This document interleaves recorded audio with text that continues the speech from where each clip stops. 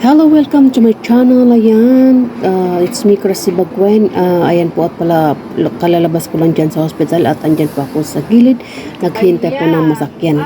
Napauwi po ako kasi nagbantay po ako, at tinawagan ako kaya pumunta ako sa hospital kasi sabi ng doctor is critical. So, tumawag sila sa akin kaya dinala ko yung mga damit at iniwan ko. Nagbantay po ako ng 2 hours. Bali, apat po kami andun na nakabantay kay Lola kasi kahit hello guys, I think this is my last visit to kay Mami ang tako ka sa kanya sa asawa ng boss ko. So ayun, pauwi na po ako, galing 2 hours po akong nakaupo doon. So that's life. They said it's the end of their story, the end of the story of her life. So ganun po naman. At ako'y pauwi na.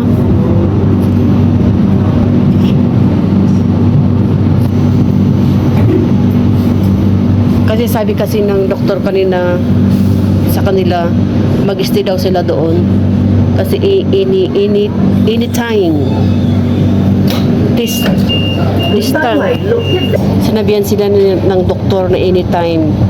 Not today or basta hintayin nila. Kaya hindi umuwi si amo ko nung tanghalian kasi yun nga ang sabi ni doktor. Kaya tinawagan ako na magdala ng favorite nululo na ginagamit niya lagi sa hospital pag lumalabas kami. Kaya yun ang dinala ko. Nagdala ako ng ibang klase ng damit niya, di pumili lang kami doon sa hospital.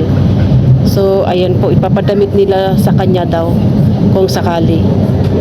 Pati shoes niya, yung na shoes daw, t-shirt niya, jacket niya, pantalon niya, pero kinumpleto ko.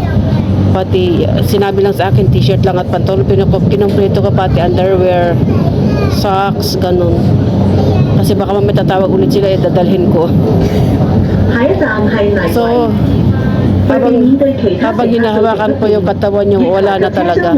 Hindi na nagpa-function yung iba siguro niya, ibang party ng katawan niya kasi solid yung kamay niya, tapos yung paa niya solid din.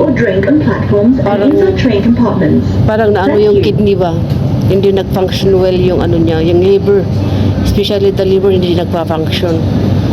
Tapos bilib ka 11 days na hindi kumakain. 11 days na hindi kumakain. Ang nakaano lang sa kanya yung infusion. Yun lang ang tumutulong sa body niya. Kaya nga lang, yun yung kamay niya naging solid na. Talagang hinawakan ko yung kamay niya, paa niya matigas. Tapos may part na malambot, may part na matigas. Parang nag-ano na ba? Nagko-collapse na. So ganun tayo talaga yan. Ingat, health po tayo guys.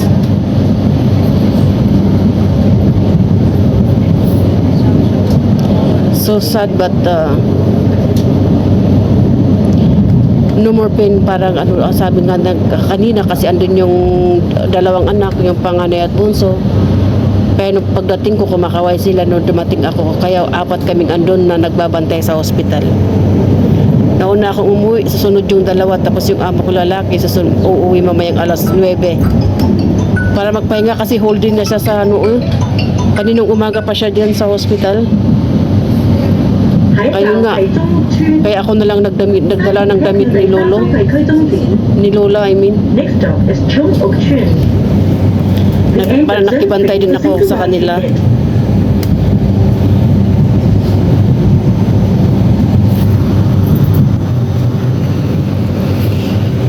Ay, buhay.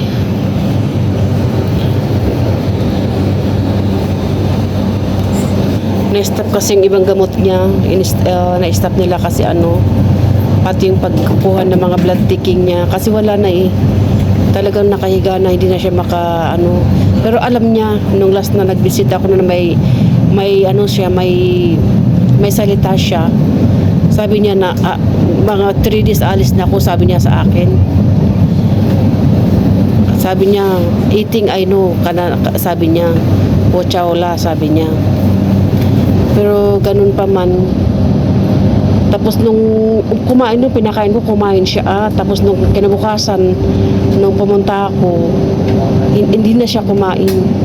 Nag-uminom lang siya ng gatas. Kunti lang gatas. Tapos yun lang, nag-thank you sa akin. Nag-thank you.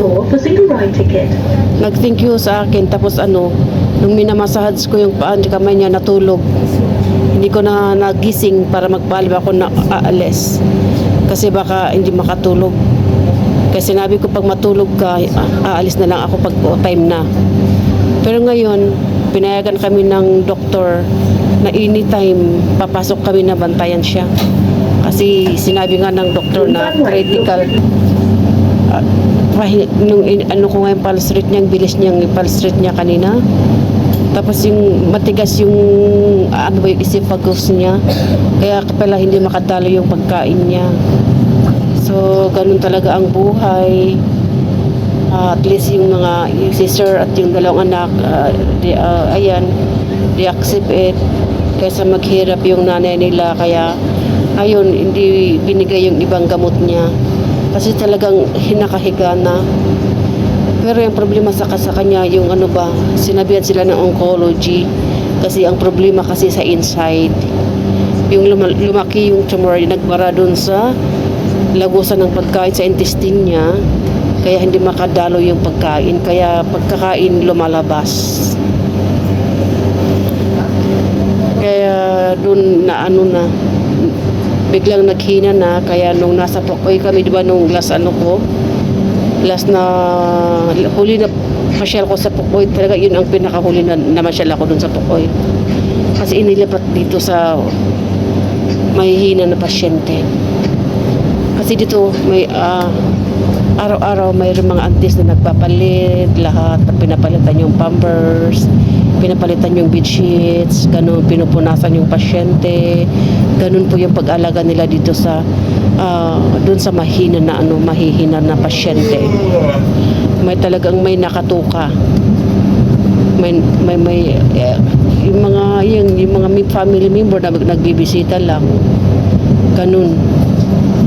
So, ganun po yung itsura dito, guys. So, yun, malapit na po ako sa Yunlong. Kasi sa Chunmun yung hospital. Lumayo nga isang oras ang biyahe. Pero, kawawa talaga. Pero, wala. Kaya, guys, extra care to our health. Health is wealth nga talaga. Health is wealth.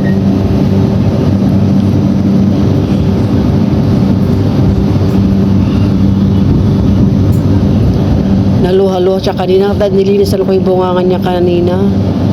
Kasi yung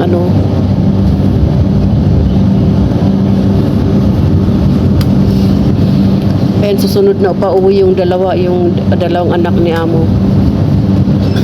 Babalik sila bukas or whatever kasi sabi kasi ng doktor, anytime.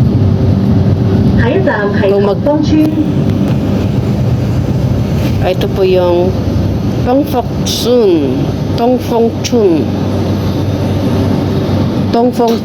Ayan. Kasi sinabihan si Amo ko na kung mag 24 hours doon. Kung magbantay mamayang gabi. Kasi ngayon nga sinabihan na anytime. We don't know today or tomorrow, sabi ng doktor. Siyempre sinabi ng doktor na critical. So, at sinabi nila na wag nilang iiwanan. Kaya andun nakabantay si Amo ko. Pero believe ka kasi nakasurvive. Believe ka na kasi na-survive niya yung for operation niya.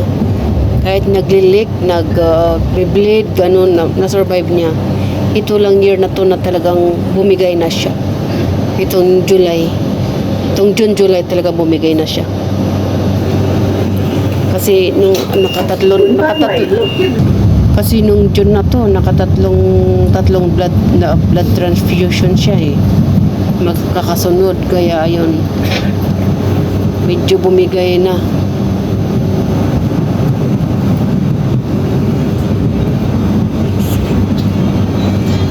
Kaya binibilang ko yung blood transfusion, marami. Tapos in-stop din yung blood taking niya. Yung kakukuha sa dugo niya. Kasi wala sinabihan siya ng oncology na wala. She will more suffering ka, no? Kasi hindi kumakain, ganun. Kasi kumakain, lumalabas. Hirap talaga pag magkasakit, guys, no?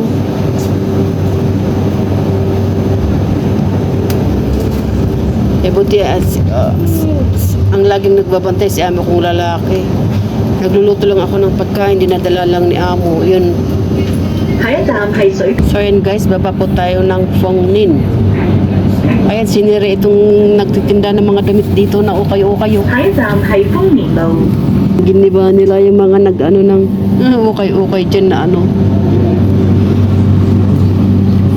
Yung kinukuha sa basurahan tapos tinitinda dyan. Nilalaba tapos tinitinda dyan. So po guys, bababa po tayo ng Phong Ninh. Phong Ninh tayo at may lalakarin po natin dyan bago tayo uwi sa isang ano din.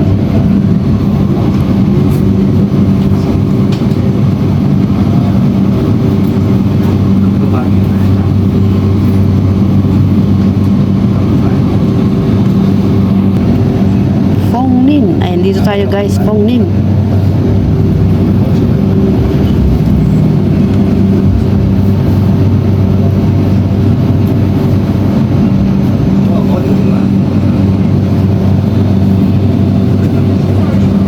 Ayan, dito tayo bababa.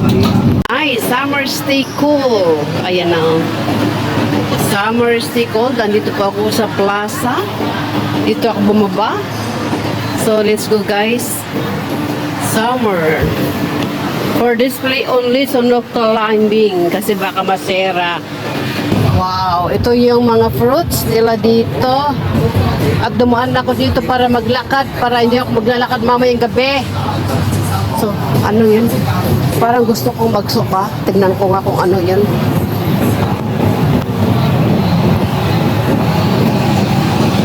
Tignan nyo guys, ang luya nila oh. Oh, isang buntong na luya. Yung style nila oh, garlic, kamote. Oh, ayan yung luya sa loob, ang dami.